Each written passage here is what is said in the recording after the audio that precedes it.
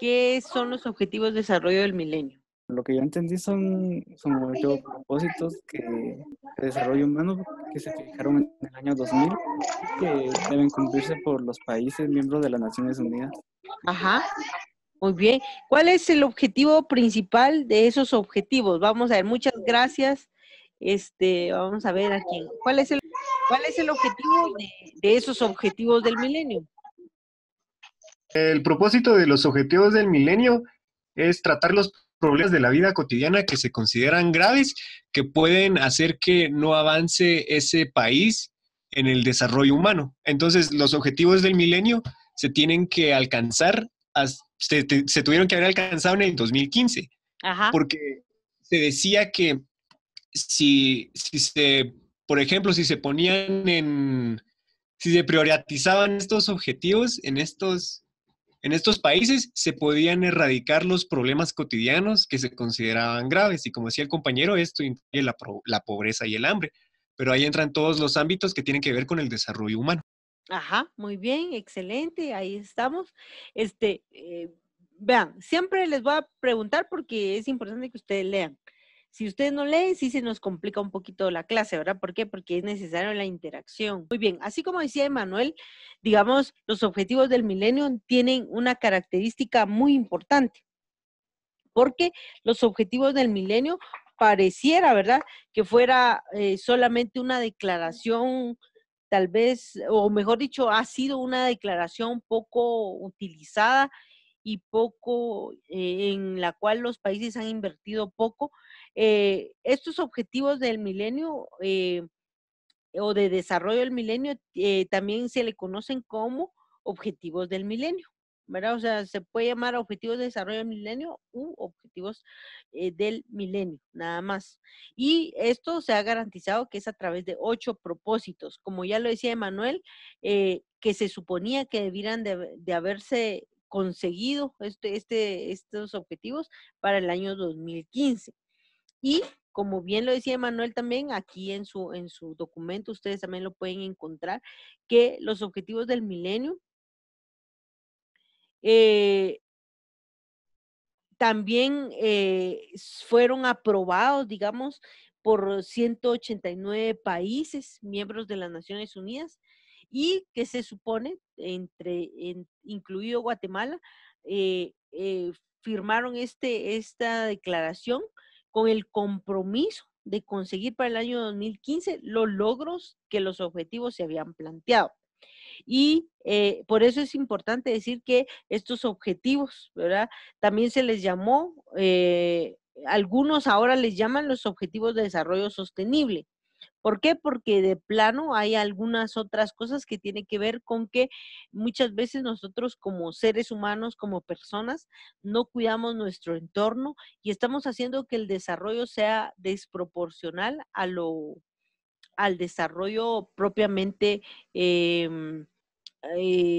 sostenible. ¿Qué significa eso? Que no estamos garantizando la vida, la fauna, la flora, el medio ambiente, en fin, los bosques, todo eso para las futuras generaciones. Por eso ahora también algunos le llaman los objetivos de desarrollo sostenible. ¿Por qué? Porque tienen la finalidad de que de ir tratando de que la humanidad vaya garantizando que esos objetivos sean, que permitan la vida a futuro de la humanidad. Entonces, obviamente algo que se me olvidó explicarles era lo que también remarcaba Emanuel, ¿verdad? Que estos objetivos, ¿cuál era la finalidad? Precisamente resolver los problemas más graves de la sociedad.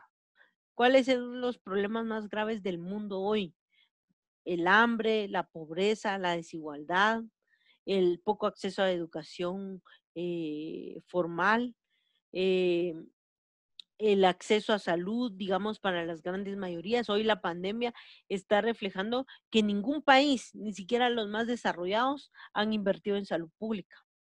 Si ustedes ven, por ejemplo, en Estados Unidos, o sea, no hay un fortalecimiento de la salud pública. Lo que hay en Estados Unidos es el fortalecimiento institucional de por ejemplo, em, de servicios de salud privadas. Todas las personas que tenían, por ejemplo, que han sido diagnosticadas con COVID-19 en Estados Unidos, si no tienen un seguro de salud, no están cubiertas, ¿verdad?, por el Estado. ¿Por qué? Porque en los países industrializados especialmente son los países donde menos inversión en salud pública hay. Entonces, esa inversión obviamente va a tener grandes dificultades. Y hoy lo estamos viendo. Estados Unidos es un ejemplo de ello, ¿verdad? La poca inversión y la falta de servicios de salud pública en un país como Estados Unidos, que es el más poderoso del mundo, tal vez uno de los más ricos, definitivamente ha tenido algunos problemas serios, ¿verdad?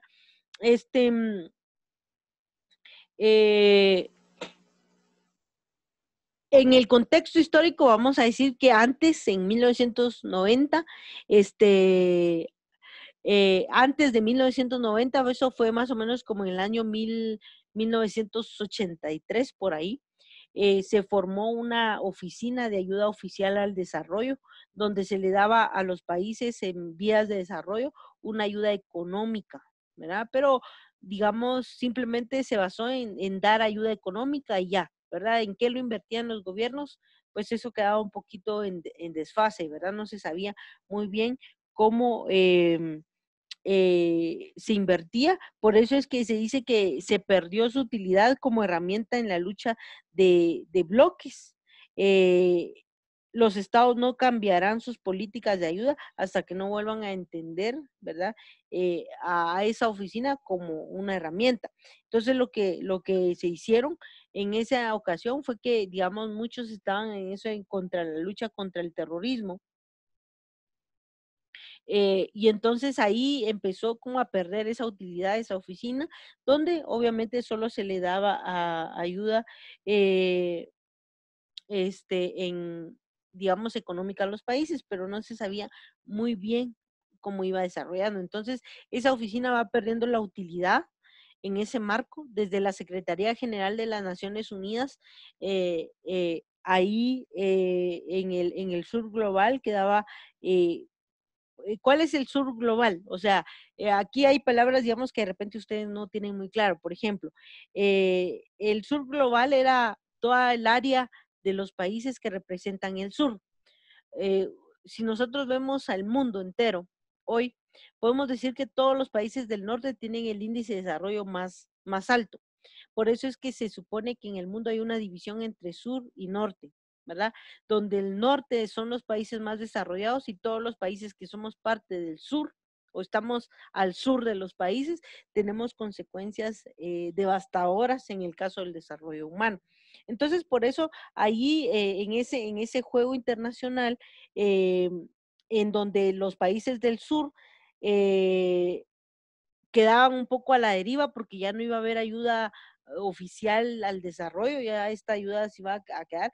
Entonces, el egipcio Brutus Galí, él propuso la celebración de cumbres que permitieran discutir los problemas del sur, de los países del sur.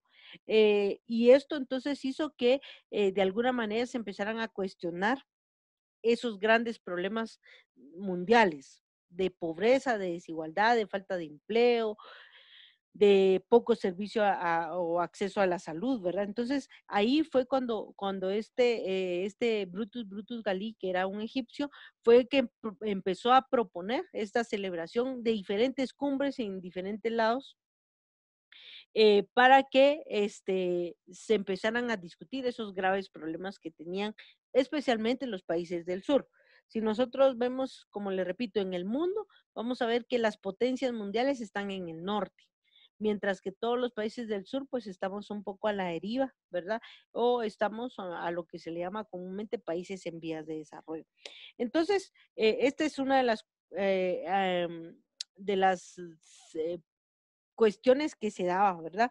Y una de las cuestiones a que apelaba este, este, en estas celebraciones de diferentes cumbres fue que habían muchas personas que subsistían con menos de $1 al día. Habían otros muchos millones que tenían hambre. Habían muchos niños en edad escolar que no acudían a la escuela. Habían muchos, especialmente las niñas, ¿verdad? Luego también se hablaba de muchos millones de menores de 5 años que perdían la vida por enfermedades prevenibles, ¿verdad? Como, o tratables, como cuál, como las diarreas, como las neumonías, ¿verdad? Obviamente también había una alta mortalidad de las madres durante el parto o maternidad, que eso también es parte de los índices de desarrollo humano, como ya lo vimos la clase pasada. Y por supuesto, problemas como el SIDA, el VIH, la tuberculosis, el sarampión y varios otros problemas, eso fue haciendo que se insumara a esta posibilidad de discutir los temas de una manera mejor.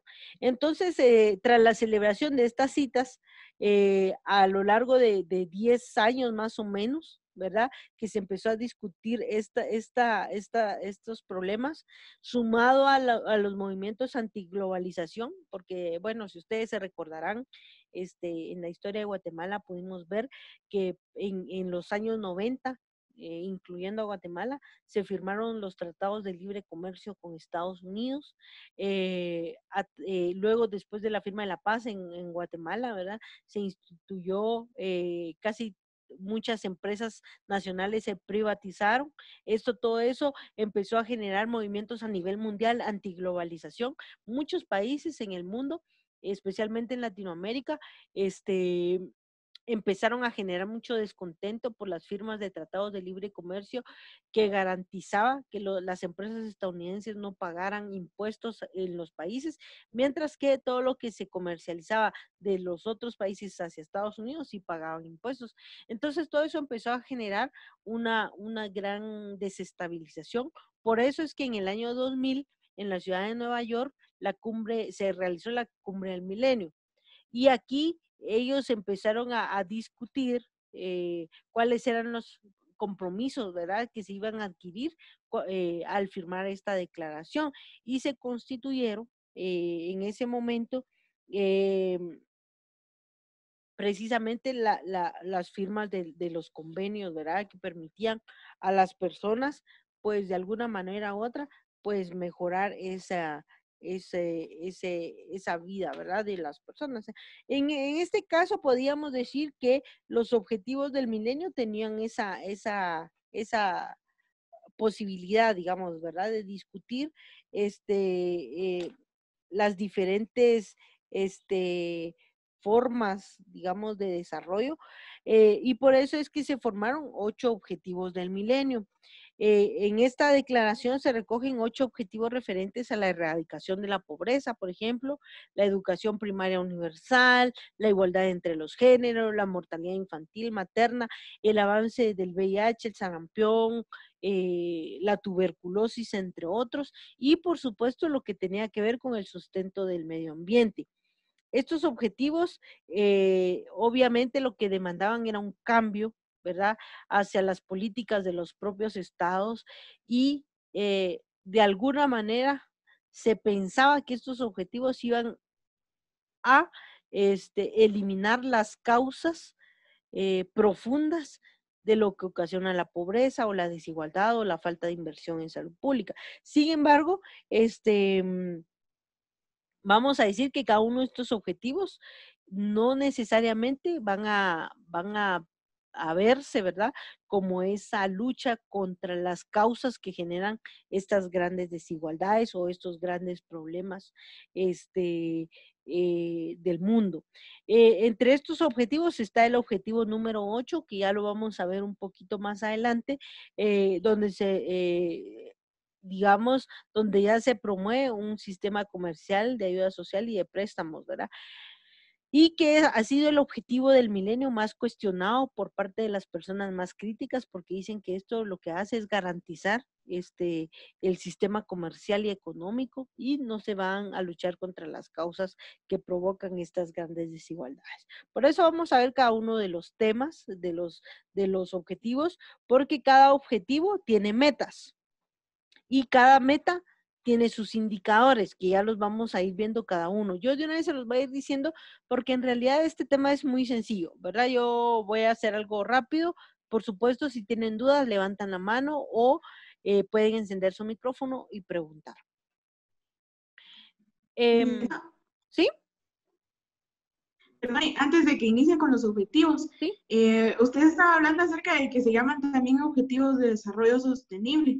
Y yo no sé si algunos de los compañeros que se graduaron el año pasado recuerdan que son los mismos objetivos que nos pusieron a trabajar en el seminario, pero era a través de una ratificación de un plan de desarrollo, se llamaba Plan Nacional de Desarrollo CATUM, nuestra Guatemala 2032, donde se abordaba, digamos, el bono demográfico que tiene Guatemala desde 2015 hasta 2032.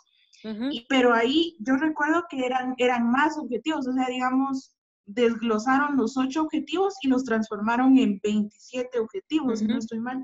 Lo que pasa es que, digamos, gracias por el aporte, creo que esto me ayuda mucho porque, por ejemplo, cuando un país ratifica, por ejemplo, este es un convenio internacional de 8 objetivos, entonces un país ratifica que va a constituirse esos 8 objetivos, pero al ratificarlos, él tiene que lanzar políticas públicas o mejoras o programas que le permitan desarrollar estos 8 objetivos.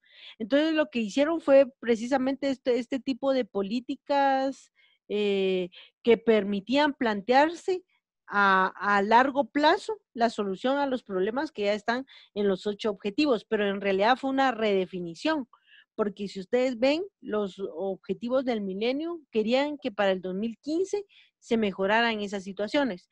Pero Guatemala lo que hizo fue ahora hacer un planteamiento nuevo hasta el 2032 que va a permitir avanzar en alguno de esos objetivos, ¿verdad? Pero sí se basaron al hacer este programa en estos 8 objetivos. Sí se basaron en esa parte, ¿verdad? Pero en realidad los objetivos en su inicial lógica de estos objetivos era que para el 2015 ya se estuvieran solucionando los problemas. Pero como vamos a ver un poquito más adelante, en Guatemala ha pasado cosas diferentes. Por ejemplo, en lugar de reducir la extrema pobreza, se ha acrecentado. Después de la pandemia, seguramente va a ser peor, ¿verdad? Entonces, Guatemala, en lugar de reducir esos índices, ha empeorado. Entonces, por eso se plantean este nuevo programa. Ya. Sí, lo que pasa es que la duda era esa porque sí, o sea, sí se fueron legalmente en la Ley de Consejos de Desarrollo, pero digamos que ellos estaban ejecutando las políticas y los planes a través de los estudiantes graduandos, porque recuerdo muy bien que nos dijeron que no tocáramos el tipo de educación, porque de eso se iba a encargar el Ministerio de Educación, y nosotros los graduandos nos íbamos a encargar de los demás objetivos. Y me parece que no, o sea, digamos, no lo están realizando de la forma en la que deberían, porque claro, para eso se supone que existe un ministerio de desarrollo, creo que ajá, claro, porque el Estado se comprometió a garantizar. Entonces, ¿qué es lo que pasa? Es que ellos se lavan un poquito las manos como no están aplicando nada para poder, porque después digamos, de decir que fuera el 2015, algunos objetivos los dejaron para el 2020, pero se supone que en el 2015 ya tendrían que haber cumplido, y después les dieron una prórroga para el 2020. O sea, todos los estados para mejorar eso. Por supuesto, como le digo, pero como Guatemala es un estado, él tuvo que haber generado sus propias políticas. No sé si estoy bien o estoy mal, pero parte de eso es precisamente la creación del Ministerio de Desarrollo Social, ¿verdad? Como parte de esas políticas. Parte de eso, sí, recuerdo que eso estaba dentro de la investigación, pero sí, realmente, o sea, me parece que el Estado básicamente se lavó las manos, porque incluso a nosotros, no, o sea, yo me enteré por ahí, que nuestros proyectos o nuestra iniciativa, digamos, las mejores iniciativas, se habían mandado al Ministerio de Educación para poderlas emplear a nivel nacional.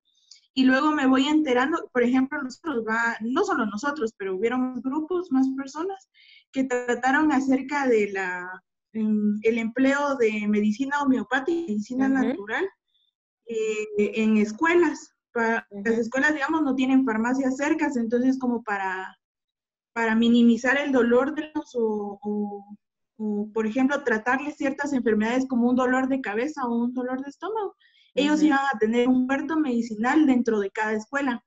Y obviamente, ¿verdad? Nosotros no fuimos los únicos en tocar ese tema. Me imagino que hubieron más personas. Y luego salió una como convenio, no es un convenio, es como parte del reglamento del Ministerio de Educación.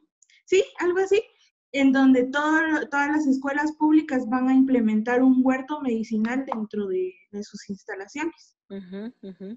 Claro, digamos, obviamente porque, digamos, tampoco el Ministerio de Salud, y ahorita como que lo vamos a ver un poquito más a detalle, o ya viendo ustedes mucho de la historia de Guatemala, más todo lo que hemos ido analizando, nos damos cuenta que Guatemala no ha invertido en salud pública, ¿verdad? O sea, no tiene una inversión. Y entonces, parte del aprendizaje de los pueblos antiguos, ¿verdad? De los pueblos mayas, pues ha estado pues todo lo que tenga que ver con la medicina tradicional, que ha sido una herramienta muy importante para las comunidades porque ha reducido el consumo de medicamentos farmacéuticos, ¿verdad? Pero que a la vez esta responsabilidad del Ministerio de Salud tiene que ir acompañada, digamos, de políticas que garanticen también la promoción de la salud desde un punto de vista, desde la medicina tradicional, pero acompañado con políticas públicas de atención primaria en salud, pero no lo ha logrado hacer, ¿verdad? Por supuesto, esto, pues creo yo que se debe a lo que hemos venido hablando estos días, ¿verdad? Hay poco interés de los políticos de llevar la salud, por ejemplo, de erradicar la pobreza o el hambre, o de darle promoción, prevención y tratamiento a personas que conviven con VIH. O sea, en realidad han sido temas que han quedado un poco relegados, ¿verdad? Y que este programa, ¿cómo me dijo usted que se llama? Ay, se me olvidó el nombre. ¿El proyecto? No, sí, este gran acuerdo que hizo Guatemala, el Plan de desarrollo, Plan Nacional de Desarrollo CATUM, Nuestra Guatemala 2032. Ajá, CATUM 2032. CATUM. Ajá, CATUM 2032, pues se supone, ¿verdad? Que se va a construir. ¿Qué tanto ha avanzado el programa? Yo creo que nada, ¿verdad? O sea, yo creo que se quedó otra vez como esto, ¿verdad? Los objetivos del milenio que no van a ser cumplidos y que a Guatemala no se le va a poner ninguna sanción por no cumplirlos, ¿verdad? Muy bien. No sé si hay... Muy bien. Vale. Entonces, bueno, vamos a ir viendo los objetivos, aunque sabemos obviamente que no se cumplieron y que están siempre en tela de juicio estas políticas internacionales, ¿verdad?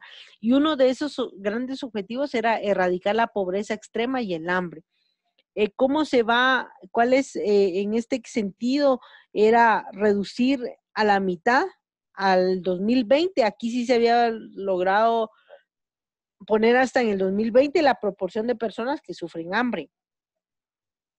Pero para el 2015 había también reducir a la mitad la proporción de personas cuyos ingresos son inferiores a $1 con 25 centavos diarios, ¿verdad? Entonces, si ven, uno sí estaba para el 2015 porque se supone que es un problema más complejo, ¿verdad? Evitar que las personas tengan hambre. Y luego, entre otras de las metas, conseguir empleo pleno, productivo y trabajo digno para todos, ¿verdad? Incluyendo a los jóvenes y rechazando rotundamente el trabajo infantil.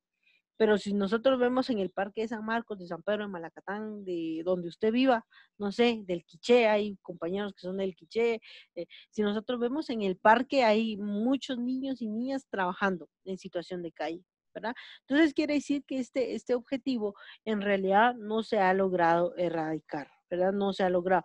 Los indicadores en algunos indicadores que están en sus páginas más adelante, habla acerca de, por ejemplo, sacar la proporción de la población con ingresos inferiores a $1 por día. cuál es el coeficiente de la pobreza, cuál es el consumo nacional, cuál es la tasa de crecimiento del Producto Interno Bruto. Por aquí, en esto del crecimiento interno bruto, como lo vimos en el índice de desarrollo humano, no siempre el crecimiento del Producto Interno Bruto va a dar cuenta de que mejoramos como país, porque vemos que ese Producto Interno Bruto se queda en pocas manos. La tasa de población ocupada, cuántos están desempleados y cuántos están empleados, cuántos tienen trabajo formal, cuántos hacen trabajo informal. Hoy mismo lo estamos viviendo, ¿verdad? Hasta un compañero de medicina me dice, mire, fíjese que yo no he podido entrar a sus clases, no he hecho esto, no he hecho lo otro, porque mis papás se dedican al trabajo informal. Y en el trabajo informal ahorita no tenemos empleo. Entonces yo no tengo dinero para pagar internet. No tenemos dinero a veces ni para comer. ¿Qué significa esto? Que obviamente las consecuencias de esta poca distribución de la riqueza en Guatemala ha hecho que estas poblaciones sean más vulnerables, ¿verdad? Hay niños menores de 5 años con peso inferior al normal y esto se va a dar a través del hambre, ¿verdad? Por eso es que, pero ¿qué tiene eso que ver con el hambre? Precisamente, si un niño no está bien nutrido, va a tener bajo peso. Y la proporción de la población que no va a alcanzar a consumir lo necesario para alimentarse. En la hoja de la pobreza que a ustedes se les planteó, ahí, ¿verdad? Explicaba un poquito cómo, digamos, la pobreza tiene una relación estrecha con la capacidad alimentaria de las personas. Ese es en el objetivo 1. En el objetivo 2, habla de lograr la enseñanza primaria universal. Fíjense, aquí estamos un poquito más complicados, ¿verdad? Porque dice que nosotros tenemos que lograr la enseñanza primaria universal. O sea, se supone que para este año, en este año 2020, los adultos de cualquier parte del mundo sean capaces de completar un ciclo completo de enseñanza. Sin embargo, si nosotros vamos a los indicadores, vamos a decir que cada vez las personas abandonan más sus estudios y la enseñanza primaria universal no se ha logrado en Guatemala.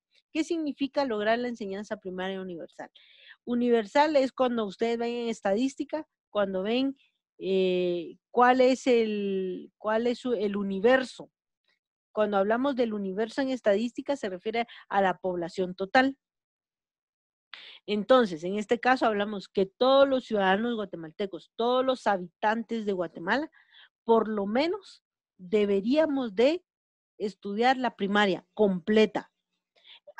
Por eso se le llama lograr la enseñanza primaria universal, porque el universo somos todos y en ese sentido vamos incluidos todos los que nacimos en Guatemala debemos de tener esa posibilidad. ¿Y cómo se va a evaluar eso? ¿A través de qué indicadores? La tasa neta de matriculación de la enseñanza primaria, la proporción de los alumnos que comienzan el primer grado y por supuesto no solo que llegan a primer grado, sino que culminan al sexto grado. Y la tasa de alfabetización de personas entre 15 y 24 años, mujeres y hombres, ¿verdad? Entonces, ¿cómo se va a evaluar? Pues precisamente a través de esos indicadores. ¿Se ha logrado en Guatemala? Creo que ha sido una parte que es todavía, como dicen algunos, la pata de la mesa está coja en este sentido, ¿verdad? ¿Por qué? Porque no se ha logrado instituir planes y programas que permitan realmente llevar por lo menos la enseñanza primaria universal. Ahora, nosotros estamos pensando en la universidad, es mucho más complejo, ¿verdad?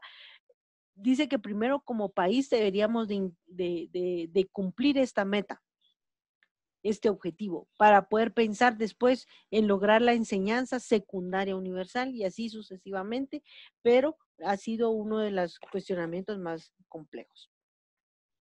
El objetivo 3, promover la igualdad entre géneros y autonomía de la mujer. En este sentido, vamos a decir por qué la igualdad entre géneros y por qué la autonomía de la mujer, por qué se le da una prioridad a la mujer. Porque históricamente en el mundo, no solo en Guatemala, sino en el mundo, la mujer ha tenido mayores dificultades y mayores problemas para poderse desarrollar. Si un ejemplo, por ejemplo, si usted se pone a analizar ahora, si hacemos un estudio de los estudiantes de medicina, ¿cuántas mamás trabajan fuera de casa? ¿Cuántas mamás trabajan fuera de casa? ¿Cuántas mamás trabajan fuera de casa y dentro de la casa? ¿Cuántos hombres trabajan solo en la casa? ¿Cuántos hombres trabajan fuera de la casa? ¿Y cuántos hombres trabajan fuera de la casa y dentro de la casa? O sea, si hacemos un estudio dentro de todos nosotros, los que estamos en medicina, nos vamos a poder dar cuenta que la mayoría de mujeres trabajan dentro de la casa y no tienen oportunidad de trabajar fuera de la casa. Y si nos damos cuenta, la mayoría de mujeres que trabajan fuera de la casa también dedican todos sus días de descanso, sus momentos de descanso de su trabajo fuera de la casa, lo invierten en el trabajo dentro de la casa. Mientras que los hombres tienen muchas más posibilidades de que el día que no trabajan en su trabajo fuera de la casa, llegan a su casa y descansan. Entonces, todo eso va creando, digamos, algunas pequeñas desigualdades entre la relación hombre-mujer. No se trata aquí de que la mujer valga más que el hombre, sino se trata de cuestiones de igualdad. Cómo garantizar que la mujer también sea autónoma, pueda tomar sus propias decisiones, pueda salir a trabajar sin que le estén diciendo tú eres mala madre porque no estás cuidando a tus hijos, etcétera, sino que realmente esa mujer tenga la autonomía. Entonces, uno de esos es que... Tengo ¿Sí? una pregunta. Sí, Eddie, dígame. Ahí dice promover la igualdad entre los géneros, pero ¿cómo vamos a lograr eso si actualmente las mujeres o las feministas que buscan la igualdad de género se basan en que los hombres solo quieren oprimir a las mujeres? ¿Cómo encontraríamos una solución a eso? Bueno, dentro del feminismo hay diferentes corrientes, ¿verdad? Y definitivamente, bueno, por lo menos yo soy feminista, ¿verdad? Pero yo sí creo que debe haber una conciliación entre los hombres y las mujeres. Pero dentro de la corriente feminista hay también una parte del feminismo que es un poco más radical. No sé si de repente porque tuvieron alguna situación muy difícil con un hombre y todo esto ha marcado la vida de estas feministas, o porque en realidad sí piensan que el enemigo principal ante esta situación es el hombre, no lo sé, pero sí ha habido, digamos, de alguna manera, eh, esa posición un poquito más radical. Sin embargo, por lo menos yo que soy feminista, sí considero que los mejores aliados en este proceso deben ser los hombres. ¿Por qué? Porque los hombres también tienen muchas cosas eh, que el sistema también los afecta. Y yo les voy a poner un ejemplo. Por ejemplo, un hombre es niño, por ejemplo. Este niño es un niñito y de repente en la escuela le están haciendo bullying. Pero llega a la casa y le dice al papá, fíjate que hay un niño que me está golpeando o me está lastimando. Entonces el papá viene y le dice, pero vos sos hombre y vos mira cómo te defendés. Esta situación también, la situación esta de promover la igualdad entre hombres y mujeres, también afecta al hombre. O sea, este sistema un poco machista también afecta a los hombres, aunque no se den cuenta. Y aunque muchas mujeres tengamos una actitud muy violenta contra los hombres. Sin embargo, en una sociedad con mayor igualdad, quienes vamos a beneficiarnos somos todas y todos. ¿Por qué? Porque vamos a vivir en igualdad y no va a haber alguien que le diga a un niño, no va a haber alguien que le diga a un niño, vos porque sos hombre no te tenés que quejar. Y entonces yo creo que las mujeres debemos de ser un poco más abiertas con los compañeros. Tampoco esto significa que yo voy a tolerar una actitud machista de un compañero o una compañera. Sin embargo, sí creo que debemos de discutir un poco más estos temas con los compañeros, porque sí se ha caído un poquito, con sus razones, obviamente, sí se ha caído un poquito en tener mucho prejuicio contra los hombres, ¿verdad? Y creo que eso no está bien. Por eso es que una de las cuestiones es eliminar esas desigualdades, ¿verdad? Y esto tiene que ver que va a ayudar a la sociedad en general. No va a haber alguien que sea el fuerte de la familia y que tenga que siempre dar dinero al hogar, porque puede ser que las condiciones de mi compañero de vida no sean las mismas mías. Por ejemplo, que yo tengo un trabajo estable y él no. Y puede ser que yo pueda aportar a la casa un poco más que él. Pero el sistema nos ha dicho que el que debe proveer en el hogar es el hombre. Y entonces en esa situación de desigualdad, no solo perdemos las mujeres, también pierden los hombres. Y entonces los hombres también tienen que apoyar todas las actividades que luchan por la igualdad. Por supuesto, que puede ser que habemos mujeres que lo hagamos mal y que nos pongamos en contra de los hombres, pero eso no quiere decir que la lucha feminista sea mala, sino puede ser que algunas conductas de algunas compañeras no sean la mejor, pero esa lucha por la igualdad de las mujeres beneficia también a los hombres, beneficia a los niños, a las niñas, beneficia a las personas de la diversidad sexual y beneficia a todo el mundo, porque todo el mundo con igualdad va a poder desarrollarse mejor. A mí me gustaría mucho que, digamos, los hombres no tuvieran que ser los únicos que sostienen el hogar. Y eso solo se va a lograr a través de la igualdad de los géneros, porque la mujer va a ser autónoma, va a poder tener y acceder al trabajo formal, va a poder también tener y desarrollar y aportar a la economía familiar. Pero mientras haya desigualdad, la mujer va a tener que ser sumisa a su compañero porque quien provee económicamente al hogar es el hombre. Pero el hombre también va a sufrir mucho si, por ejemplo, no tiene un trabajo y no puede aportar al hogar lo que se necesita. Y entonces ahí ya viene este problema serio, ¿verdad? En cambio, en la igualdad podemos decir que todos y todas podemos aportar de una misma manera, pero que hayan conductas un poco radicales en el feminismo no significa que la lucha no sea válida. Es muy válida, diría yo, ¿verdad? Tal vez algunos no me creen, pero yo sí soy feminista, pero yo no tengo mucho conflicto con los hombres, tal vez porque el compañero con el que yo convivo, o sea, me apoya, pues, o sea, él es el que creo que él es más feminista que yo, ¿verdad?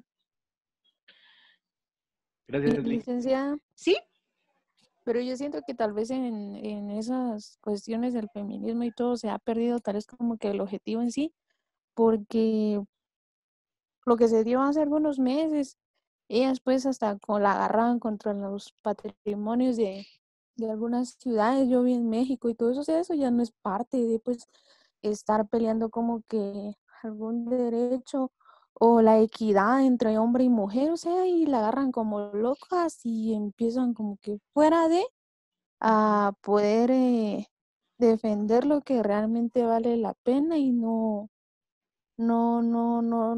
sé, como que no se enfocan en sí, en cuál es el objetivo y se van más por estar atacando y haciendo cosas que ni al caso, pues. Pues por eso les repito, yo creo que la lucha feminista es muy válida y de hecho nosotros, las mujeres de hoy, ustedes, compañeras, están hoy en la universidad precisamente por las mujeres que ya lucharon y por las que no se quedaron conformes con que ellas no podían ir a la escuela y por las que velaron por el voto de las mujeres y las que apoyaron que las mujeres votáramos, que podemos participar en política. O sea, creo que las mujeres feministas han hecho su aporte para que nosotros, las mujeres de hoy, vivamos mejor. Eso no nos quita que podemos cuestionar ciertas actitudes que tal vez no son las más correctas, ¿verdad? Eso yo estoy completamente de acuerdo y coincido con ustedes, ¿verdad? Que no podemos también decir, bueno, es que esto no es, o no, pero ellas están en su lucha. Por supuesto, yo respeto su forma de lucha, pero no la comparto, ¿verdad? Pero no quiere decir que la lucha feminista no sea válida, sí es válida eh, y es necesaria, porque hay muchas mujeres aún viviendo el día de hoy con bastante dificultades, ¿verdad? Especialmente en el marco de la violencia, ¿verdad? Eh, pero puede ser que no coincidamos con algunas mujeres en los métodos. ¿Cuál es el método de algunas? El método de algunas es hacer conversatorios o promover que las personas piensen diferente, hablar con hombres y mujeres para cambiar esta situación, y mientras puede ser que otros pues sean un poco más violentos, ¿verdad? Pero esto no quiere decir que no sean necesarias esas luchas. A veces son necesarias, eh, pero puede ser que no sean las que nosotros compartamos con mayor, digamos, proporción. Yo por lo menos eh, no las comparto tanto, no comparto mucho esa situación. Sin embargo, por ejemplo, en Guatemala, que hubo una manifestación muy fuerte en materia de feminista, yo no asistí porque fue en Guate, y hubo también una situación bastante compleja, ¿verdad? Pero esto se dio en el marco del asesinato a una niña, ¿verdad? Y hubo como varias cosas. Un hombre había asesinado a su pareja, habían secuestrado a una niña, o sea, hubo como varios casos que fueron como poniendo todo en una olla de presión y entonces se desata esto como una forma más violenta. Y entonces sí, digamos, eso sí sucedió y en ese marco, pues tal vez tendría una explicación mucho más lógica, pero pues como digo, no todas compartimos esa situación, ¿verdad? Eso no quiere decir que esto por promover la igualdad entre géneros y la autonomía de la mujer no sea válida, ¿verdad? O sea, sí es válida porque en este mundo las mujeres, la mayoría de mujeres siguen todavía teniendo dificultades para su propia autonomía, y como les repito, también los hombres, ¿verdad? Tienen mucho que ganar si se logra esa igualdad entre géneros, ¿verdad? Porque los hombres en esta situación también sufren, ¿verdad? O sea, ¿cuándo no hemos, cuánto hemos oído nosotros decir, vos sos hombre, aguantate? O sea, solo el hecho de decir eso ya me está marcando a mí que el hombre no tiene por qué estar llorando, no tiene por qué estar sintiéndose, no tiene... Yo me recuerdo el año pasado, este año no sucedió, pero el año pasado sí sucedió, de que cuando dieron los resultados de las pruebas específicas para entrar a la carrera el año pasado, la última oportunidad, este, pues dieron los resultados y muchas compañeras se quedaron ahí en la clase, estaban llorando porque perdieron su oportunidad. Mientras que los hombres se salieron del edificio, iban para su casa llorando. ¿Y por qué se da este fenómeno? Precisamente por esto mismo, ¿verdad? Porque pareciera que el hombre no puede expresar su tristeza, su dolor, su rabia, no sé, la injusticia que al no poder entrar a la universidad, mientras que las mujeres sí podían llorar, ahí estaban llorando en el corredor. Pero esto tiene una lógica, ¿verdad? Que es que no hemos logrado como sociedad que tanto hombres como mujeres podamos expresar nuestros sentimientos de una mejor manera. Y yo me recuerdo que me llamó un compañero de la clase y me dice, mire, ¿será que usted puede llamar a tal y tal fulano? Este es su número de teléfono porque mire, está mal. Pero como en la U no podía manifestar, no podía decir nada porque él es hombre, pues. Entonces, estas situaciones sí podríamos decir que afectan un poquito, ¿verdad? Por ahí podríamos ir caminando juntos, digo yo, hombres y mujeres, para ir reduciendo estas grandes desigualdades que hay. Ahora, que estemos de acuerdo en las formas, no siempre, ¿verdad? Esa sería mi conclusión. De repente las formas no han sido las mejores, en algunos casos, en otros casos sí, pero lo importante es que podamos vivir en una sociedad más igualitaria. Vamos con el objetivo 4. Este objetivo, vamos a decir que reducir la mortalidad infantil. Esto tiene mucho que ver con el sistema de salud. Y se supone que dentro del 1990 y 2015 se tendría que la natalidad de niños mayores de 9 años en adelante, ¿verdad? Aumentar 2/3 partes, reducir la mortalidad en menores de 5 años al menos en 2/3 partes. O sea, que si mueren 100, por lo menos 66 ya no tendrían que morir para el año 2015. Sin embargo, en ese sentido, todavía en este objetivo hemos desarrollado muy poco. Por ejemplo, ¿cuáles son los indicadores? Tasa de mortalidad infantil de niñez por 1000 nacidos vivos, tasa de mortalidad infantil por 1000 nacidos vivos. Perdón, aquí me confundí.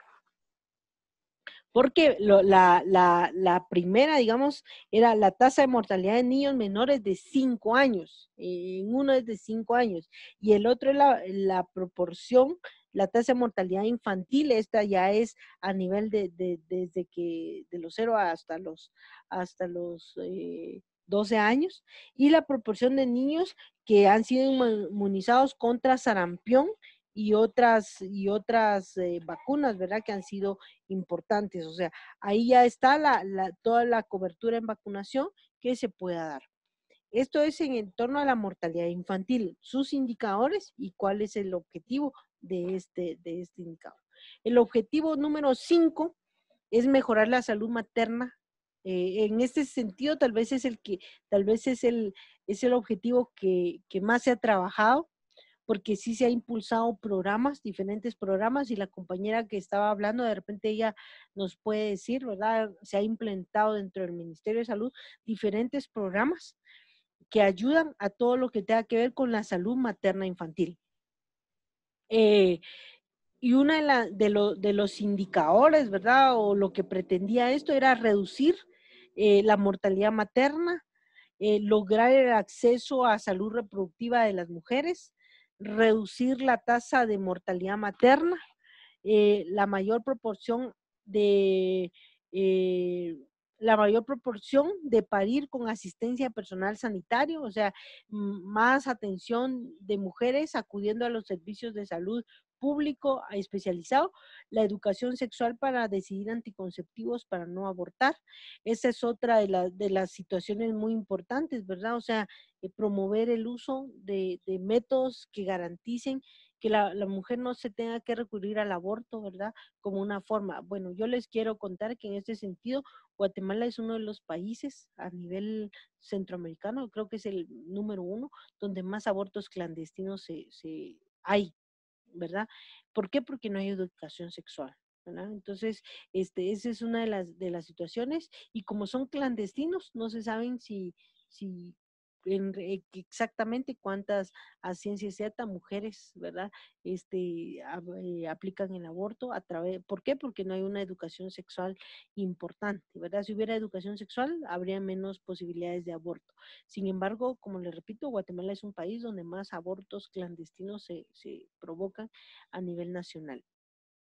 En ese sentido, la salud materna infantil, pues obviamente tiene que tener un personal sanitario especializado, va a tener que tener disponibilidad en los servicios de salud de anticonceptivos, va incluso a provocar educación mucho en adolescentes para que no se embaracen a temprana edad, ¿verdad? Toda la atención prenatal, donde haya control del embarazo de las mujeres. Creo que en este sentido sí ha habido un poquito de cambio, ¿verdad? No se ha logrado la meta, digo yo, pero sí se ha invertido un poco más en materia de este objetivo, ¿verdad? No sé si hay alguna duda hasta aquí en el objetivo 5. En el objetivo 6, uno de los temas importantes en los años 90 era el VIH. La proporción de VIH en los años 90 había sido bastante alta, la incidencia, y entonces uno de esos objetivos precisamente era combatir el VIH-Sida, el paludismo y otras enfermedades. Como cuáles enfermedades se trataba de combatir, no, el sarampión, por ejemplo, el paludismo, la tuberculosis, ¿verdad? Entonces, cuando se hablaba de otras enfermedades, se hablaba acerca del VIH, pero todas, ¿verdad? Con estos otros elementos y estas otras enfermedades.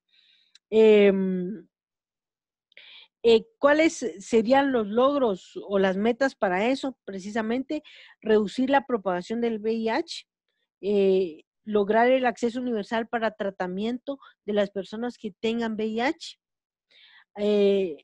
reducir la incidencia de la malaria y otras enfermedades graves como la tuberculosis, el sarampión, el paludismo, ¿verdad? Esas eran como las metas a cumplir. Obviamente se iba a calificar o se iba a hacer la investigación de cómo se va a calificar este avance, obviamente por la prevalencia de VIH, por la cantidad de personas que usan preservativos, ¿verdad? La proporción de la población que tiene conocimientos amplios sobre el VIH-Sida, la relación de la asistencia escolar en niños huérfanos y en niños no huérfanos. Esto es muy importante, ¿verdad? ¿Por qué? Porque obviamente los niños huérfanos tienen más posibilidades de no haber tenido su vacunación necesaria para su vida adulta. Eh, la proporción de la población portadora de VIH, la tasa de mortalidad asociada a la malaria, los niños las personas que usan mosquiteros para dormir, por ejemplo, todo eso se tendría que evaluar, el Ministerio de Salud lo tendría que evaluar, ¿verdad? Por ejemplo, en las zonas de la costa, ¿verdad? El Ministerio de Salud debería de tener esos datos. La muerte por tuberculosis también, y los casos detectados y curados en el tratamiento de la tuberculosis, esos son uno de las enfermedades más importantes que tiene en el objetivo número 6. Vamos en el objetivo número 7, hay diferentes metas, ¿verdad? Vamos a ver algunas de esas metas, ¿verdad? Para no prolongar mucho. Incorporar los principios de desarrollo sostenible en las políticas y programas nacionales y reducir la pérdida de recursos del medio ambiente. Ahora, en este sentido, creo que como guatemaltecos es el objetivo que no hemos avanzado y que en lugar de avanzar hemos retrocedido. Hasta hace poco o en esta pandemia, ustedes han escuchado que los bosques han sido incendiados, ¿verdad? Algunos dicen que a través del narcotráfico, especialmente en Petén, otros por los taladores de madera, otros para los ganaderos en Petén también han incendiado bosques con la finalidad de que esa tierra quede para el ganado, ¿verdad? Entonces, así, digamos, estos principios de desarrollo sostenible o de garantizar la sostenibilidad del medio ambiente han sido bastante eficientes en nuestro país. Ha habido más ingreso de empresas transnacionales para la explotación minera y de los recursos naturales, ¿verdad? Entonces, todo eso ha incidido a que este objetivo 7 no se haya reducido. Entre otra meta es haber reducido la pérdida de la diversidad biológica, ¿verdad? Pero esto no se ha podido hacer. También la proporción de personas que tengan acceso al agua potable y servicios básicos de saneamiento, ¿verdad? Por eso es que, como vamos a ver más adelante en salud pública, vamos a decir que en la salud pública no es solo el hecho de tener, digamos, solo tener servicios de salud, sino sus determinantes. Y haber mejorado considerablemente en 2020 la vida de al menos 100 millones de habitantes de barrios marginales. Entonces, en garantizar la sostenibilidad, incluye también a personas que viven en áreas marginales, en barrios marginales, en asentamientos, y que esto va a hacer que va a mejorar el desarrollo sostenible en el objetivo 7. Ahora, en el objetivo 8, aquí el objetivo 8 es el que más críticas ha obtenido o ha tenido, digamos, en la historia de los objetivos del milenio, porque aquí ya se habla acerca de desarrollar aún más un sistema comercial y financiero abierto. ¿Qué significa un sistema comercial financiero abierto? Es que los estados tengan poca incidencia en colocar a productos internacionales, por ejemplo, impuestos que deban pagar. Eso se llama flexibilizar un poco todo eso. Eh, eh, entonces va a ser que el país va a tener menos impuestos por el ingreso de productos extranjeros. Otra de las metas era atender las necesidades especiales de los países menos adelantados. Aquí los países del primer mundo tenían que aportar una serie de millones a nivel de un crédito que les pudiera generar recursos a los países más pobres. Sin embargo, hasta ahora no se ha logrado que esos países se pongan de acuerdo. Otra de las cuestiones es atender las necesidades especiales de los países sin litoral. ¿Qué significa sin litoral?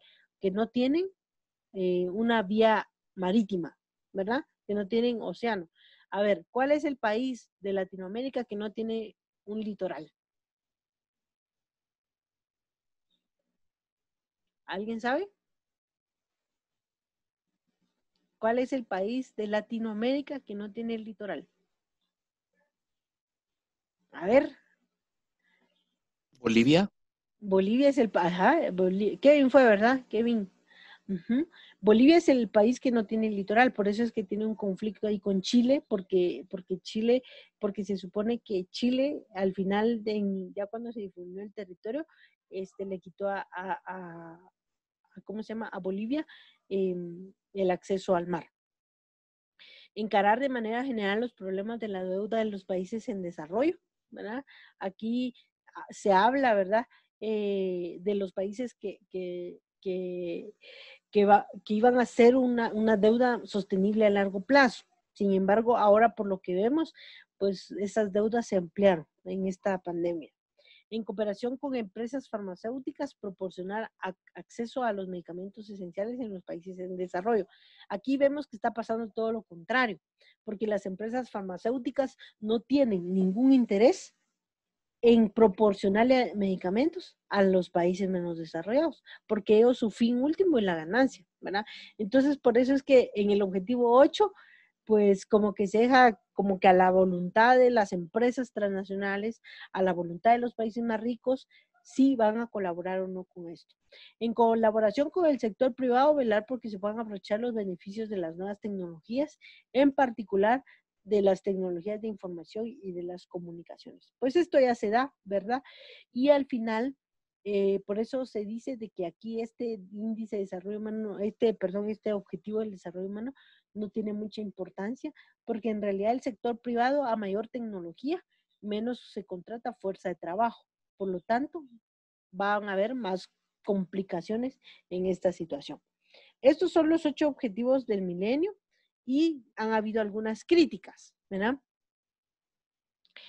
Por ejemplo, es que obviamente los objetivos no se van a cumplir, como ya sucedió. Le dieron una ampliación al 2020 y ningún objetivo se va a cumplir, ¿verdad? Además, que no se movilizó una cantidad de recursos económicos especialmente para mejorar esas condiciones, ¿verdad? Para algunos es un revés en las políticas de desarrollo, ya que estas luchas se están luchando contra las consecuencias y no contra las causas de lo que se genera, ¿verdad? Por ejemplo, ¿cuáles son las causas por las cuales hay pobreza en Guatemala? Ustedes ya pueden tener un análisis más crítico porque conocen la historia de Guatemala.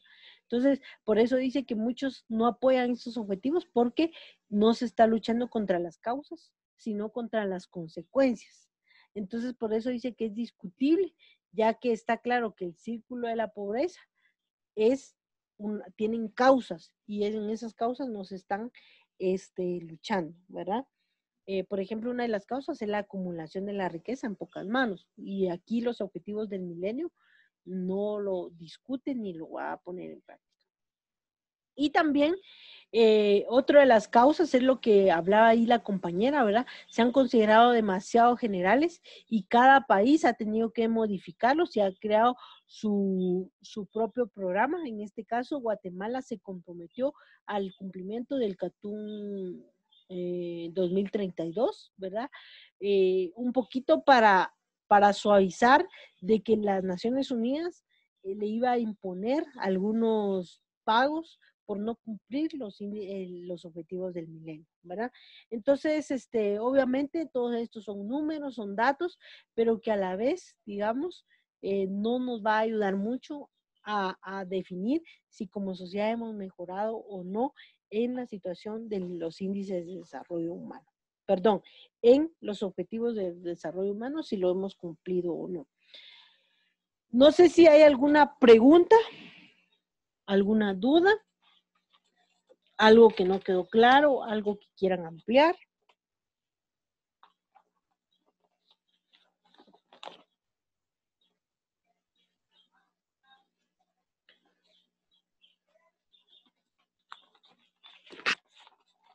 ¿No? ¿No hay ninguna duda?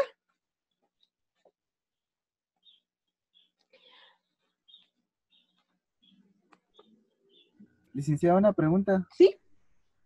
pasado el 2015, ¿cuáles fueron los nuevos objetivos que se plantearon los gobiernos o prácticamente seguimos con los mismos? Fíjese que hubo una evaluación, hay un informe incluso de los objetivos en el 2015 y fueron los mismos objetivos, solo que digamos como que se amplió un poquito más para el año 2020. Y de hecho los gobiernos se comprometieron, me recuerdo yo incluso las municipalidades, me recuerdo yo que tuvieron que firmar un, un convenio donde garantizaban agua potable a todas sus comunidades, por ejemplo, el tratamiento de la basura y otros elementos más, por ejemplo, el tratamiento del agua, también de las aguas residuales. O sea, fueron uno de los convenios que firmaron las municipalidades o los acuerdos que firmaron las municipalidades, pero no se han cumplido. Ahora, ¿qué pasa cuando no se cumplen? Se supone que las Naciones Unidas tendrían que sancionar a los países por no cumplir esos objetivos, pero la sanción a veces es económica o a veces es pública, pero en realidad no ha habido otra forma de obligar a los estados que cumplan esos acuerdos, esos objetivos. O sea, no hay ninguna política internacional que de verdad obligue al estado a cumplir esos objetivos. Esa es la deficiencia de tratados internacionales, porque al final como que no hay una forma de donde se coaccione al país si no cumple esos objetivos. Esa es la gran, ¿qué podríamos decir? La gran deficiencia, digamos, de este sentido.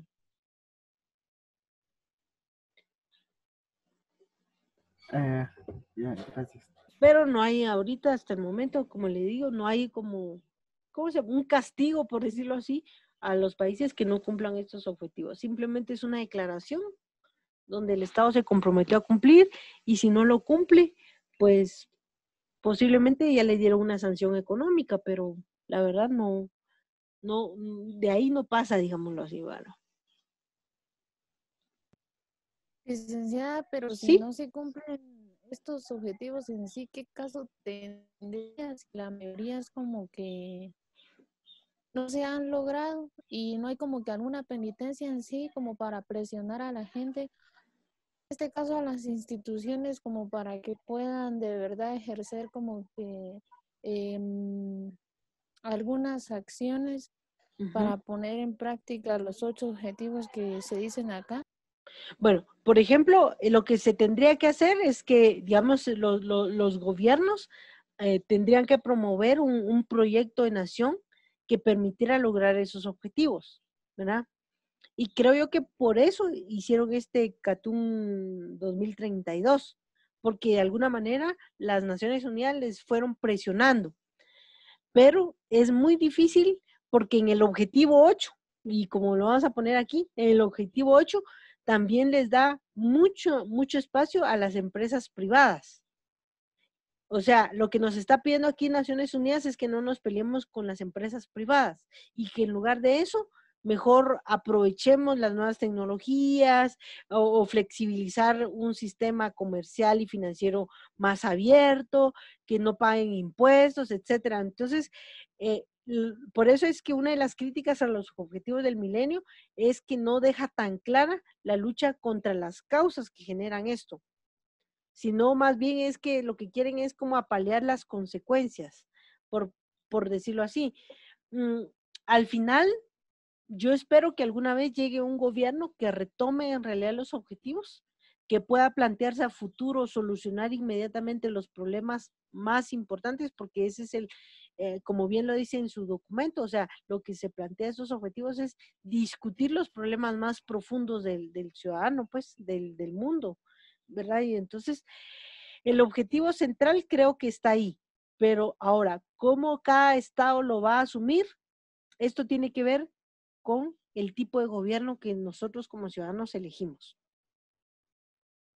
Mientras siga ganando un partido político, un candidato que sea financiado por las grandes empresas nacionales e internacionales, no vamos a pedir que sea un gobierno que nos vaya a beneficiar.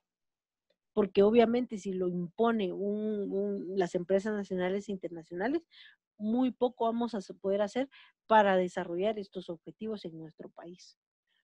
Por eso es bueno que ustedes lean la historia, conozcan, sean críticos, porque a futuro nos puede ayudar a tener un mejor gobierno, un gobierno más comprometido con esos objetivos. Eso es lo que yo podría decir, que estos objetivos nos pueden servir de luz a futuro para mejorar las condiciones actuales que tenemos. Y las que se van para mí, yo lo veo así, no soy pesimista, pero sí un poco realista. Para mí, con lo de la pandemia, estos problemas que estamos viendo se van a profundizar aún más con todo este marco de la pandemia en el 2020. O sea, en el año 2021 vamos a tener un país con mayor violencia, producto de la pobreza, con mayor muerte materna e infantil, con mayor niños desnutridos crónicos, ¿verdad? ¿Por qué? Porque el panorama que nos estamos enfrentando es bastante complicado. Entonces, ahí están esos objetivos que tienen su finalidad, pero que a la vez, pues como les repito, no se ha podido de alguna manera obligar a los estados a mejorar las condiciones. Muy bien, no sé si hay alguna otra duda o vamos a ver por lo menos lo de la introducción a la salud pública. Y entonces vamos a empezar a ver algunas definiciones, digamos, de lo que es la salud pública. Este concepto ha ido cambiando, ¿verdad? Por muchos años, ha ido cambiando, ya que, digamos, se fueron constituyendo algunas definiciones y esas definiciones se construyeron de acuerdo a una realidad y poco a poco, digamos, esos conceptos y todo de lo cual ahora se dispone, digamos, para poder velar por la salud pública, entonces eso ha ido cambiando un poco la definición. Y cada vez, digamos, por eso dice ahí en su texto, dice la complejidad de la salud pública en el mundo actual hace de ella un poliedro. ¿Qué significa un poliedro? Es un elemento que va a tener demasiados lados, demasiados ángulos y que nos pueden permitir ver la salud desde varios puntos de vista. Por ejemplo, en nuestro país pasa algo muy, muy complejo, que cuando hablamos de salud pública, lo primero que se nos viene a la mente es un doctor o una doctora, o la enfermera o el enfermero. Pero realmente la salud pública dice que es un poliedro porque hay diferentes miradas, ¿verdad? Hay diferentes formas y puntos de vista, hay diferentes ángulos de posicionarnos en ello, ¿verdad?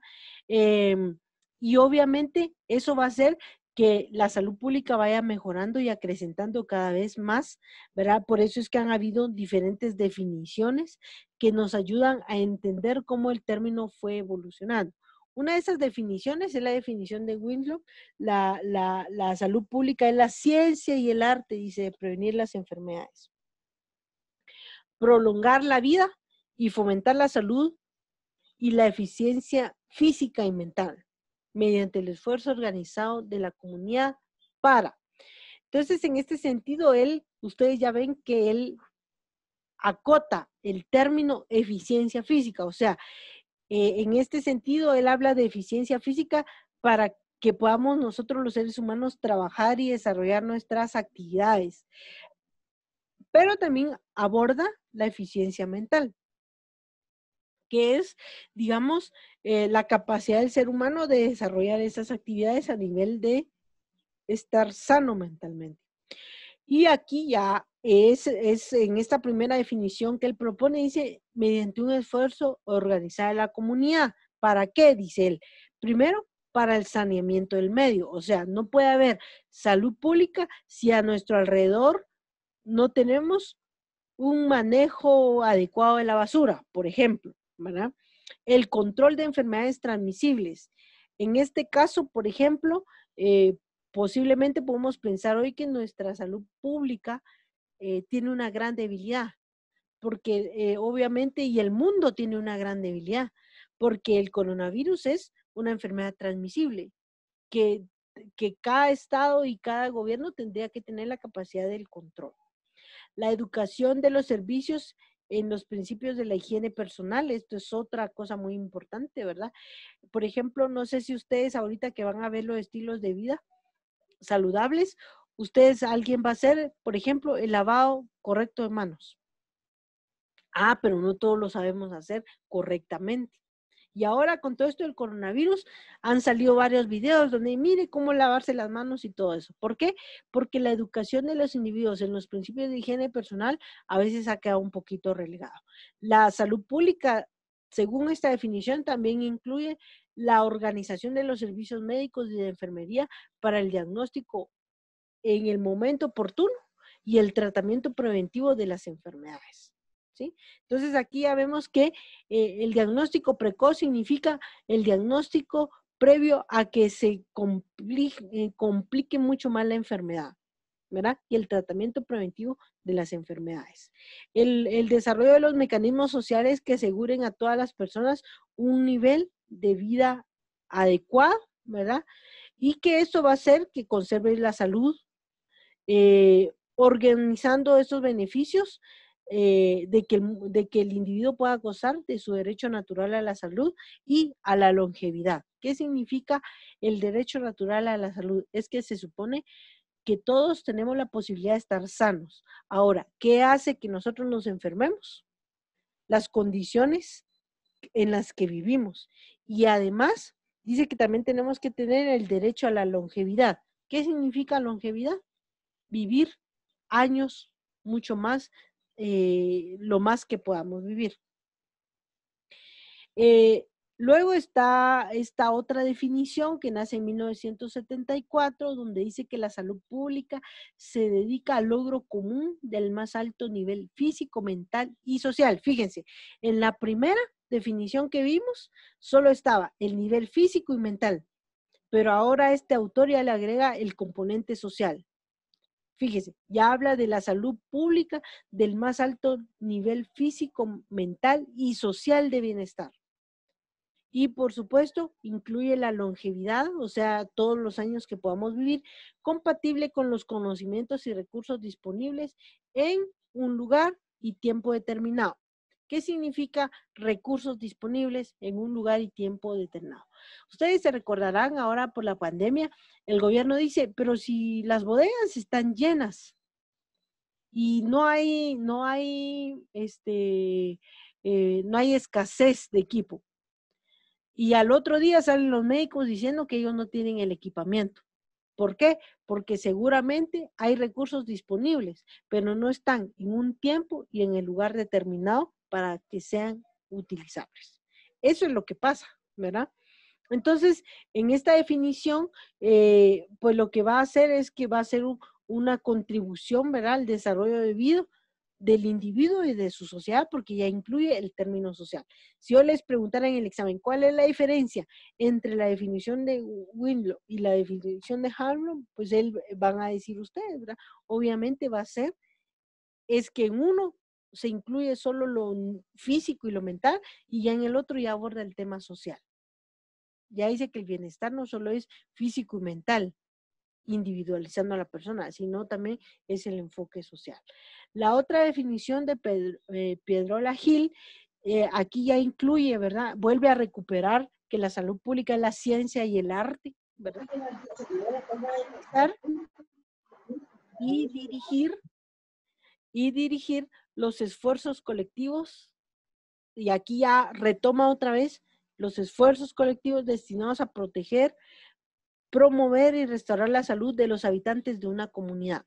Entonces, se dan cuenta aquí, Pedrola Gil vuelve a retomar esta definición del arte y la ciencia, ¿verdad?, de los esfuerzos colectivos, pero aquí también incluye a los habitantes de una comunidad. O sea, ya no habla de la persona en sí, sino ya habla de la comunidad.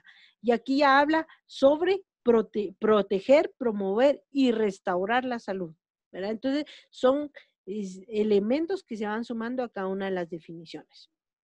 La otra definición, esta es muy importante, ¿verdad? Porque aquí ya habla acerca Frank ya promueve el tema de una tipología de investigación. con él es que se da el origen a la epidemiología, a la investigación epidemiológica.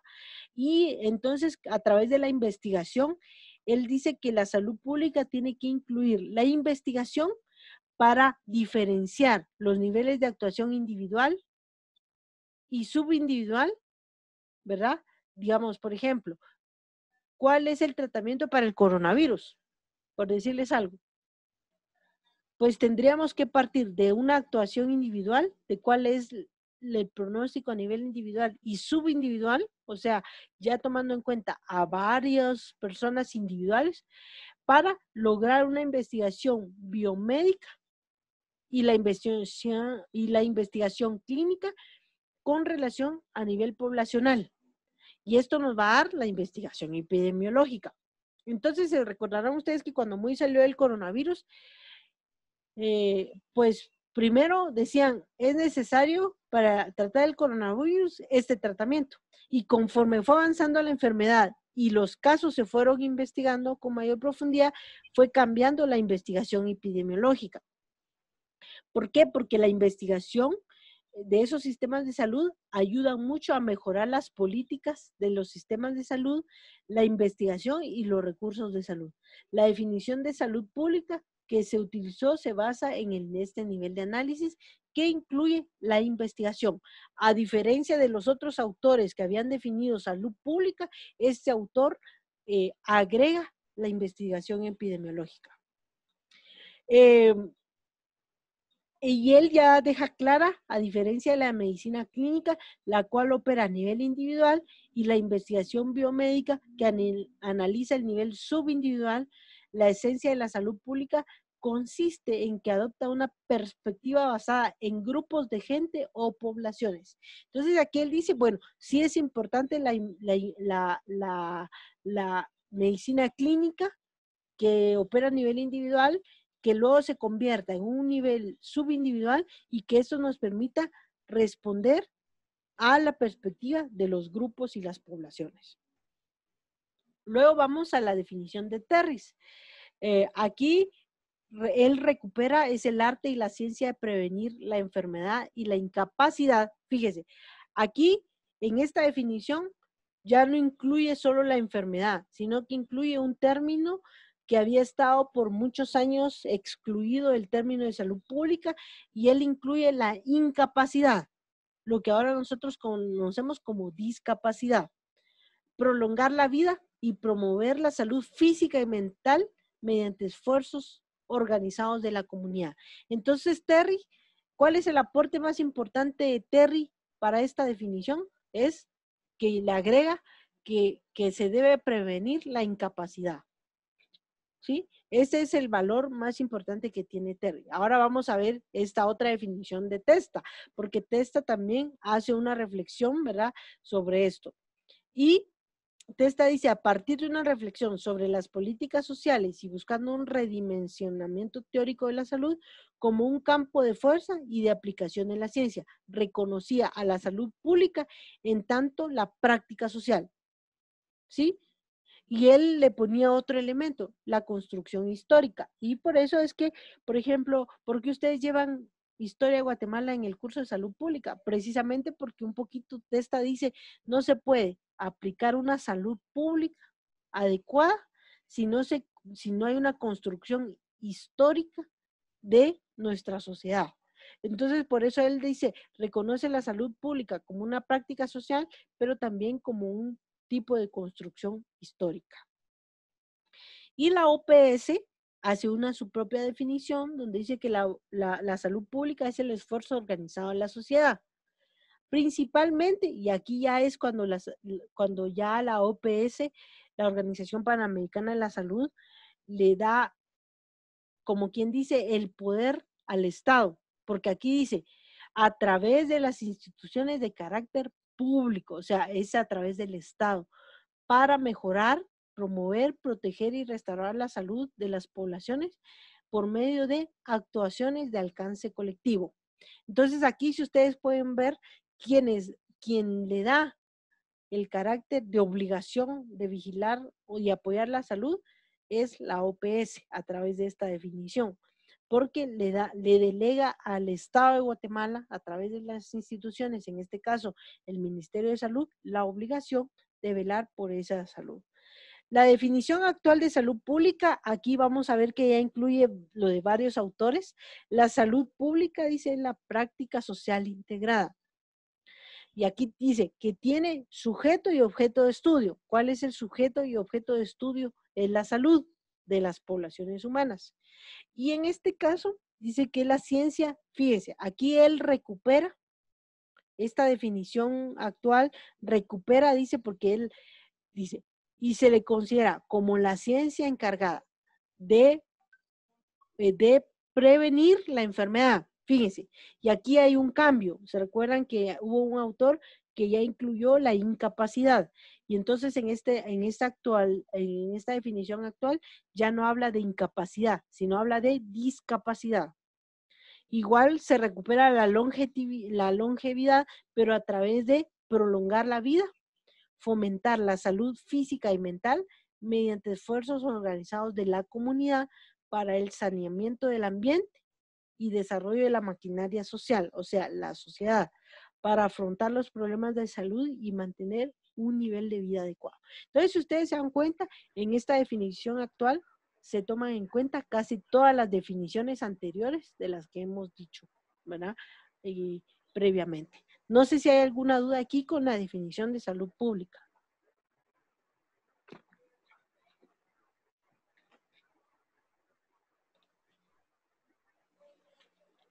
¿No hay ninguna duda?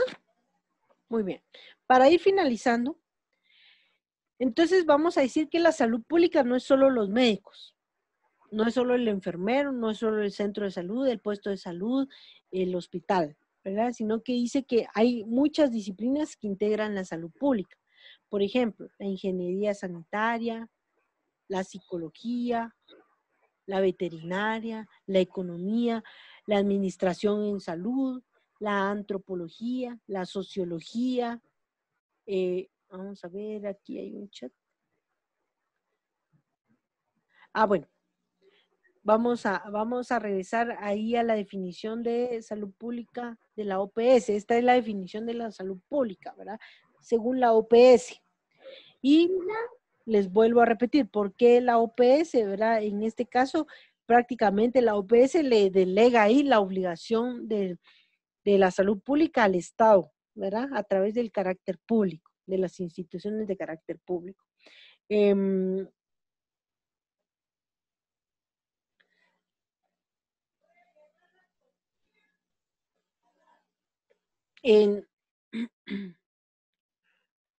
Muy bien, vamos a seguir. No sé si ya copiaron la definición. Me lo estaban pidiendo aquí por chat. Entonces, si vamos a ver, pues realmente la salud pública le integra un montón de disciplinas y cada una de ellas es muy importante. ¿Por qué? Porque la salud pública va enfocada a varias cosas. Por ejemplo, si yo me pongo a pensar, ¿cuál es el aporte, por ejemplo, de la veterinaria a la salud pública? Alguien que me pueda decir ¿por qué la veterinaria se debe incluir dentro del marco de la salud pública? ¿Por qué? Alguien que me diga su opinión.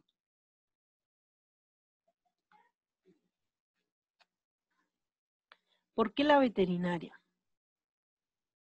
A ver, alguien que quiera participar.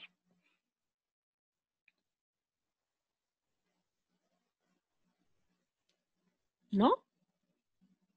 Vamos a ver, ¿por qué las ciencias de la salud? Aquí en las ciencias de la salud se habla de enfermería, de los farmacéuticos, de los químicos biólogos, de químicos, ¿verdad? De todos los biologicistas, en fin, ¿verdad? Habla de un montón de ciencias que van acompañadas al servicio de salud. La demografía y la estadística es muy importante. ¿Por qué? Porque nos va a decir cómo está la población, cómo está organizada, cómo está la situación de pobreza en esa población, cuántos son hombres, cuántas son mujeres, qué servicios más va a requerir la población, la ciencia política, porque a través de la ciencia política vamos a poder promover planes, programas, en fin, ¿verdad? Entonces, quiere decir que en realidad todas las ciencias que integran la disciplina, la salud pública, van a coadyuvar a mejorar nuestra situación de salud en nuestro país. No hay ninguna que sea más importante que otra, todas son importantes. Ahora, lo que pasa es que nosotros en nuestros países todavía nos han enseñado que la salud pública solo es la atención médica y la atención médica solo es tendría que ser uno de los componentes de la salud pública, ¿verdad? Pero hay muchas más cosas ahí en el marco de la salud pública. Vamos a ver si nos da chance de ver esta parte.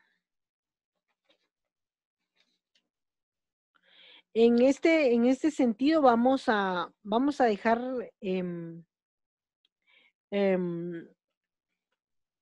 digamos que en estas disciplinas, ¿verdad? Nos van a ayudar bastante a contribuir a eso. Por eso es que ahorita vamos a ver las funciones esenciales, las vamos a ver bien rápido, las funciones esenciales de la salud pública, ¿qué son? En estas se van a describir las competencias y acciones necesarias por parte de los sistemas de salud para alcanzar el objetivo central de la salud pública, que es el mejorar la vida de las poblaciones. La Organización Panamericana de la Salud, por medio de la iniciativa La Salud Pública en las Américas, definió 11 funciones de la salud pública y desarrolló un instrumento para medir su desempeño para que le permitan los países desarrollar una evaluación o autoevaluación, mejor dicho, de ver si han sido capaces de resolver los problemas de la salud pública. Y vamos a ver rápido cuáles son esas funciones. La primera función es el monitoreo y análisis de la situación de salud de la población. En este sentido, por eso es que el Ministerio de Salud Pública constituyó, por ejemplo, el Sistema de Información Gerencial en Salud Pública, porque se supone que deben de ir haciendo un monitoreo y análisis de la situación de salud. Luego, la vigilancia de salud pública, investigación y control de riesgos y daños en la salud pública. En ese sentido, la vigilancia debe ser a nivel social, a nivel institucional y a nivel de los problemas, ¿verdad? De los riesgos que están ocurriendo que pueden afectar nuestra salud. La otra es la promoción de la salud, y en ese sentido la promoción de la salud es cómo se va a capacitar a la sociedad para que pueda reducir los riesgos de enfermarse. ¿Cuál va a ser esa promoción de la salud? Por ejemplo, voy a ir a promover que los hombres usen, por ejemplo, el condón para reducir las enfermedades de transmisión sexual. Ah, bueno, entonces esa es parte de la promoción, ¿verdad? Es el número 3. Y así va a haber otra forma de promoción.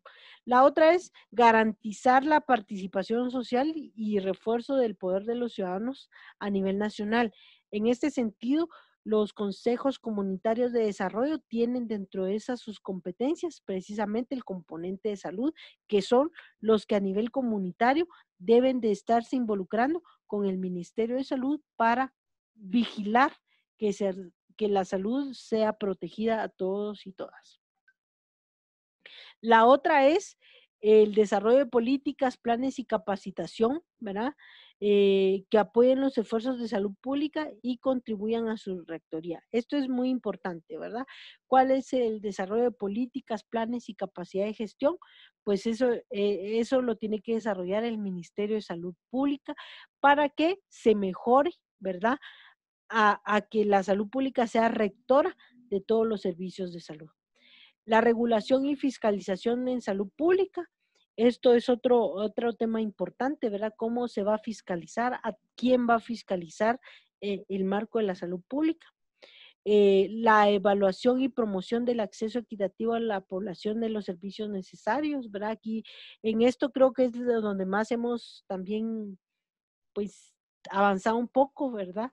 En esa evaluación y promoción de los servicios de salud.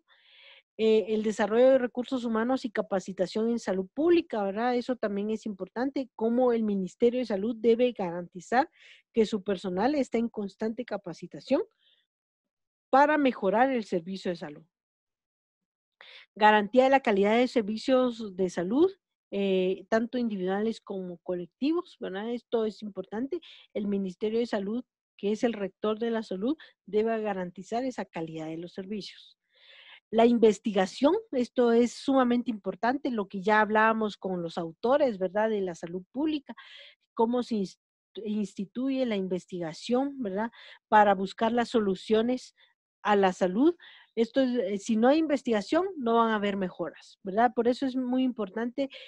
Muchas veces lo que pasa es que los médicos no se les motiva mucho a ser investigadores en el marco de la salud pública.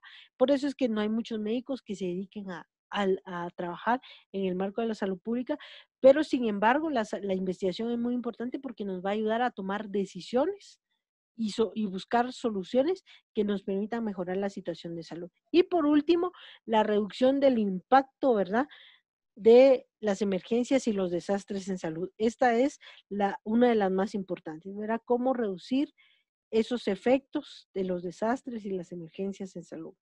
¿Y a través de qué lo va a hacer? De varias actividades de la salud pública, como la protección, que son actividades que lo que van a hacer es controlar a nivel sanitario, ¿verdad? El medio ambiente, digamos, para poder mejorar esas condiciones de vida.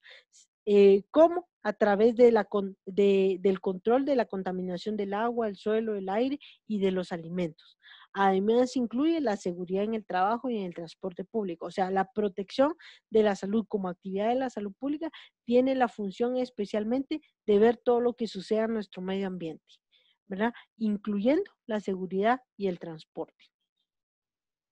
Luego está la promoción de la salud. Aquí ya son actividades, ¿verdad? Que lo que tienen que hacer es fomentar que los individuos, ¿verdad?, adopten estilos de vida saludables. Por eso es que después de estos temas está estilos de vida saludables, ¿verdad? Que nos permitan llevar comunicación a las personas, ¿verdad? A las escuelas, al colegio, a los parques, yo no sé a dónde, ¿verdad? A las empresas, a los grupos sociales y que nos permitan de alguna manera ir fortaleciendo la promoción en salud. La educación sanitaria, ¿verdad? Esta es muy importante. ¿Cuáles son las condiciones sanitarias? Por ejemplo, cada cuánto tiempo se le debe dar mantenimiento a la letrina, por decirles algo, en las comunidades donde hay letrinas, o cómo debe la gente preparar los alimentos, cómo debe la gente, digamos, mejorar su servicio de agua potable, cómo la gente puede optar a el ejercicio efectivo de los estilos de vida saludables, a mejorar su capacidad de alimentación, etcétera. Luego está la prevención, y aquí ya se basa, digamos, a la prevención primaria y prevención secundaria o detección precoz. ¿Qué significa eso? Es la rehabilitación, digamos, en la primaria y secundaria es la detección precoz de la enfermedad.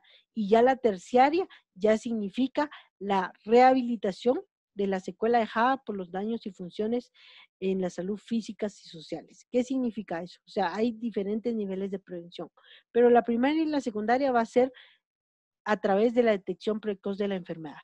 Y, por ejemplo, ya la enfermedad tuvo estragos, por ejemplo, un accidente de moto, la persona se le operó el cerebro, digamos, y a producto de eso tuvo una pérdida del movimiento corporal.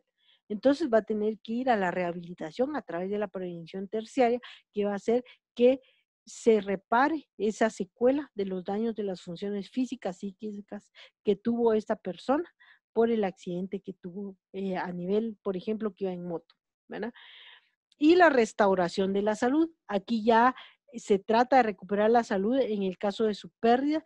Quienes son los responsables, obviamente, van a ser la atención primaria en salud y la atención hospitalaria. Aquí ya se trata de que ya cuando ha perdido totalmente la salud, pues entonces ya es a nivel de los hospitales, ¿verdad? Y de la atención primaria y la atención hospitalaria, esa recuperación, la restauración de la salud. Y ya es quitar esa enfermedad y volver a esa persona sano nuevamente. No